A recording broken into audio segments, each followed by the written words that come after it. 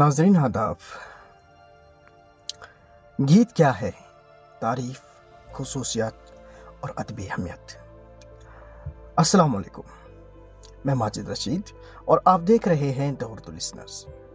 آج ہم اردو ادب کی ایک نہایت دلکش اور مترنم صنف شاعری گیت پر گفتگو کریں گے۔ گیت کیا ہے، اس کی تعریف کیا ہے اور اردو ادب میں اس کی کیا اہمیت ہے، آئیے جانتے ہیں۔ گیت کی تعریف۔ گیت شاعری کی وہ صنف ہے جس میں انسانی جذبات کو سادہ، مترنم اور موسیقیت سے بھرپور انداز میں پیش کیا جاتا ہے۔ لفظ گیت کے معنی ہے گایا جانے والا کلام یا گایا ہوا وہ کلام، وہ باتیں جو گائی جائیں موسیقیت کے ساتھ، ترنم کے ساتھ، وہ شاعری گیت کہلاتی ہے۔ یعنی وہ شاعری جو پڑھنے کے ساتھ ساتھ گانے کے قابل بھی ہو، گیت کہلاتی ہے۔ گیت کی بنیادی خصوصیات۔ موسیقیت اور ترنم۔ گیت میں آہنگ اور لے کو بنیادی حیثیت حاصل ہوتی ہے۔ سادہ اور عام فہم زبان۔ اس میں مشکل الفاظ کی بجائے سادہ اور دل نشین الفاظ استعمال کیے جاتے ہیں۔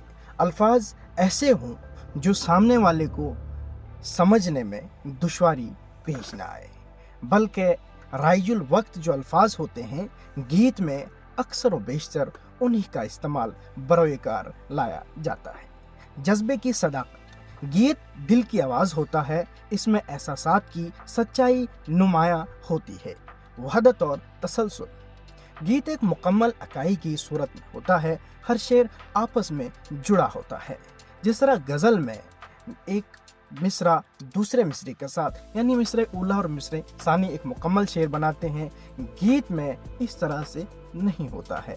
گیت میں 4 مصروں کا بند بھی ہو سکتا ہے، 5 کا بھی ہو سکتا ہے یا 3 کا بھی ہو سکتا ہے، جس میں پہلے مصرے کو آخر میں، ہر بند کے آخر میں دہرایا جاتا ہے۔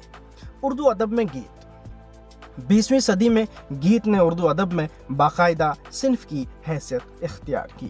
بہت سے بڑے بڑے شاعروں نے گیت میں اپنے جوہر دکھائے، جن میں ساحر لدھیانوی اور موجودہ دور میں گلزار کا نام اہمیت کا حامل ہے۔ گیت اور دیگر اصناف میں فرق۔